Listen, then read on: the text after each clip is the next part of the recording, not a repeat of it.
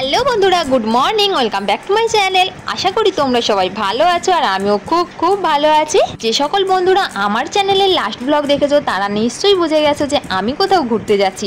আর কোথায় যাচ্ছি সেটা তো নিশ্চয়ই এই ভিডিওর থাম্বনেল দেখে বুঝেই গেছো। তোমাদের আগের ব্লগে বলেছিলাম পরের দিন সকালের ট্রেনেই যাব। এখন যাচ্ছি স্টেশনে, 9:30টায় ট্রেন রয়েছে। আর আগের দিন কিন্তু টোটোকে বলে দিয়েছিলাম সকালবেলায় আসার জন্য।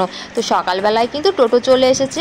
আর সকাল সকাল কিন্তু আমরা বেরিয়েও এসেছি। তো প্রায় 8টার দিকে বাড়ি থেকে বেরিয়েছি। তো সিটি সেন্টার রানীচক হয়েই কিন্তু আমরা এখন চলে এসেছি হলদিয়ার হাতিবেড়িয়া স্টেশনে। দাদা, বৌদি আর রবি কিন্তু স্টেশনে ছাড়তে এসেছে।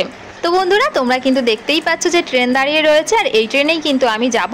তো এই ট্রেনটা যাবে হলদিয়া টু আনন্দ বিহারে। তো বন্ধুরা, ফাইনালি আমি কোথাও ঘুরতে যাচ্ছি আর আমার তো খুব খুব আনন্দ হচ্ছে।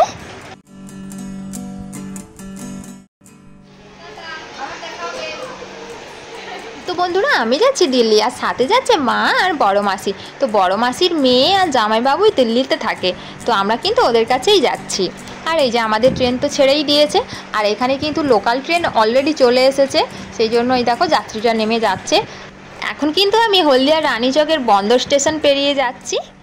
তো বৌদি আর রবি এলে খুব ভালোই হতো। তো ওদেরকে তো খুব মিস করছি আর খুব মিস করবো। কিন্তু সামনেই এক্সাম রয়েছে, তাই আর রবি আর বৌদি আসতে পারলো না। তো মাসি আর মা যে যাচ্ছে, আমার তো মাঝে মাঝে মনে হচ্ছে যে আমি কি স্বপ্ন দেখছি নাকি সত্যি। মা আর মাসি কিন্তু সেরমভাবে কোথাও যেতেই চায় না, গরু বাছুর ছেড়ে, ঘর ছেড়ে। তো মা আর মাসি কিন্তু এত লং জার্নি আগে কখনো করেনি, ফার্স্ট টাইম করছে। যাই হোক, যেতে রাজি হয়েছে এই অনেক।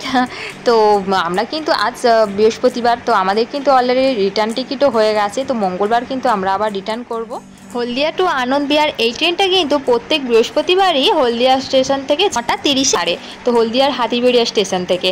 আর এটা কিন্তু আনন্দ বিহারে পৌঁছয় পরের দিন সকালে 8:50। আজ বৃহস্পতিবার আমরা ট্রেনে উঠেছি সকালে আর কাল শুক্রবার। তো শুক্রবার সকালে কিন্তু আমরা ওখানে নেমে যাব, মানে দিল্লি কিন্তু আমরা কালকে পৌঁছে যাচ্ছি সকালে।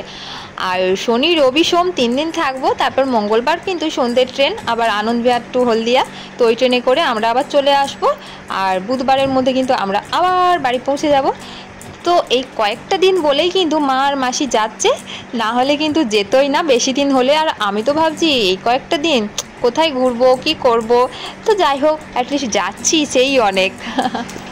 তো বৌদি কিন্তু এক ব্যাগ খাবার পাঠিয়েছে। আর দুপুরবেলায় খাওয়ার জন্য কিন্তু ডিমের ঝোল ভাত বানিয়ে দিয়েছিল। তো আমি কিন্তু দুপুরবেলায় খেয়ে দিয়ে এখন চলে এসেছি একটু ঘুমোতে।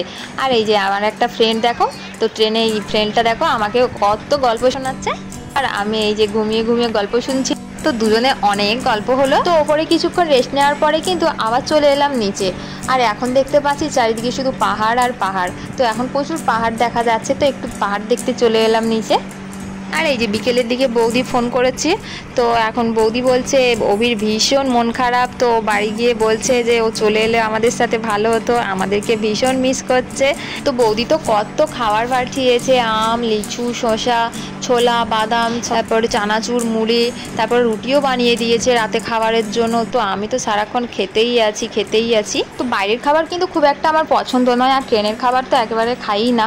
তাই কিন্তু বৌদি মানে প্রচুর খাবার পাঠিয়েছে, কারণ 24 ঘন্টা জানি, 24 ঘন্টা ধরেই কিন্তু এখানে থাকতে হবে ট্রেনের মধ্যে। তো দেখো বন্ধুরা, এখন কিন্তু প্রায় সন্ধে হয়ে এসেছে। আর এই যে সন্ধেবেলায় দেখো আমাদের এখন বাচ্চা পার্টির সব আড্ডা চলছে।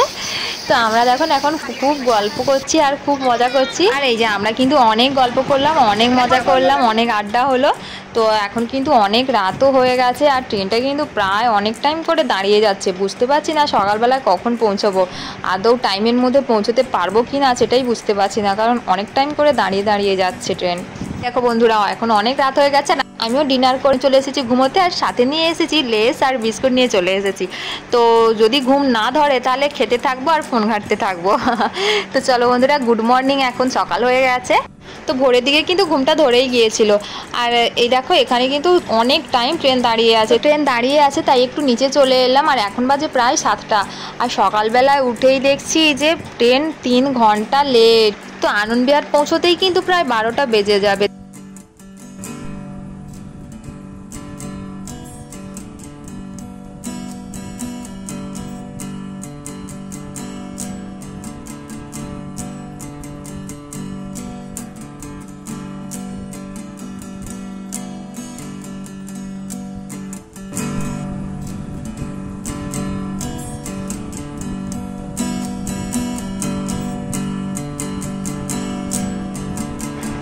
আর এই যে আমরা কিন্তু এখন আনন্দবিহার স্টেশনে চলে এসেছি, আর এবার কিন্তু আমরা নামবো।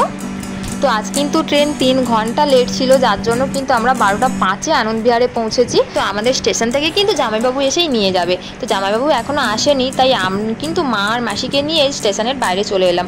তো আমি কিন্তু রাস্তা জানি, কারণ আমি আগেও এসেছি। আর এখানে বাইরে এসে একটু দাঁড়ালাম। আর বন্ধুরা, এখানে তো প্রচুর গরম দেখতে পাচ্ছি, প্রচুর গরম পড়েছে। আর এই যে জামাইবাবুও চলে এসেছে। তো আমি কিন্তু আগে গাড়িতে করেই গেছি, আর এইবার বললাম যে আমি মেট্রোতে যাব। আর এই দেখো, এখন আমি চলে এসেছি মেট্রো স্টেশনে। আর পাশেই আনন্দবিহার স্টেশনের পাশেই কিন্তু মেট্রো স্টেশনটা রয়েছে। আর এই দেখো, এই জায়গাটা খুবই সুন্দর লাগছে।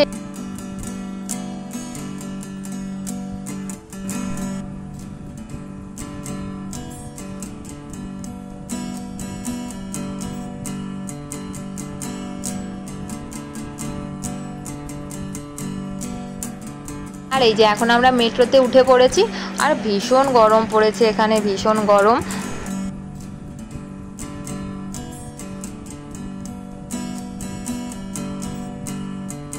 এই দেখো, আমার মাসিকে দেখো, এখন জামাইবাবুকে দেখে ঘোমটা টেনে নিয়েছে যে আমি আর মাসির মুখখানাই দেখতে পাচ্ছি না। তো দেখো, আর মেট্রোতে যেতে যেতে কিন্তু অক্ষরধাম দেখা যাচ্ছে। দেখো, অক্ষরধামের চূড়া দেখা যাচ্ছে। তো এটা কিন্তু গাড়িতে গেলেও দেখা যায়। তো মেন রোডের পাশ থেকে যখন যাওয়া হয় তখন কিন্তু দেখা যায়। আর এখন দেখো, মেট্রো থেকেও দেখা যাচ্ছে।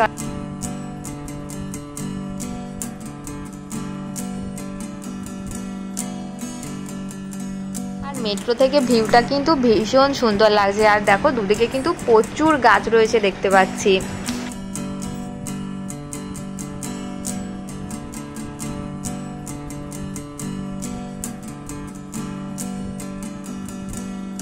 আর এই যে এখন কিন্তু আমরা মেট্রো থেকে নেমে গেছি, আর এখন কিন্তু আমরা পৌঁছে গেছি দিল্লিতে। আর এখান থেকে 5 মিনিট টাইম লাগবে টোটোতে পৌঁছতে আমাদের। আর এখানে সত্যি প্রচুর গরম, এত গরম লাগছে সত্যি, মন মাঝে ভাবছি যে যা এখন কেন এলাম। তো প্রচুর রোদ আর প্রচুর গরম কিন্তু।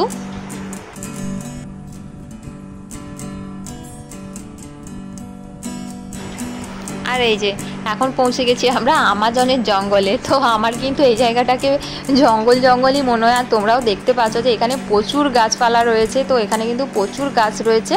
আর দেখো, কত বড় বড় বট গাছ রয়েছে। তো এখানে এলে কিন্তু আমার মনেই হয় না যে আমি দিল্লি এসেছি। দেখো, মনে হচ্ছে আমার কোনো গ্রামে চলে এসেছি। তো জায়গাটা দেখো ভীষণ সুন্দর, আর আমার তো সত্যি খুবই সুন্দর লাগে জায়গাটা। আর এই যে অ্যাটলিস্ট গন্তব্যস্থলে পৌঁছতে পেরেছি। তো এখন বাজে প্রায় 1:30 বেজেই গেছে। গাছ সব মরে গেছে তো। আর এই যে এখানে এলেই কিন্তু আমার এটাকে ভূত বাংলো মনে হয়। তোমাদেরও কি তাই মনে হচ্ছে নাকি?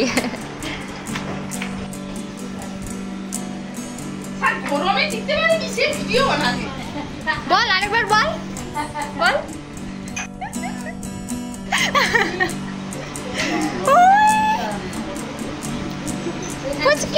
কেমন আছো বাবা? তোমাদের এখানে কি ঠান্ডা কুল। আর এই যে আমার মুখটা তো একদম শুকিয়ে গেছে এখন। আর এখন আমি ফ্রেশ হব। আর এই যে ফ্রেশ হয়ে এখন কিন্তু একটু খাওয়া দাওয়া করবো। আর এই যে ফ্রেশ হয়ে চলে এসেছি, আর এখন খেয়ে দেই কিন্তু এবার আমি একটা লম্বা ঘুম দেব। তো আজকে তো আর কোথাও বেরোবো না। তো এরপর কোথায় বেরোবো আর কি করব সেটা তো আমি তোমাদেরকে পরের ব্লগে দেখাবো। তো বন্ধুরা, এখনকার মতো টাটা, দেখা হচ্ছে তোমাদের সাথে আবার পরের ব্লগে।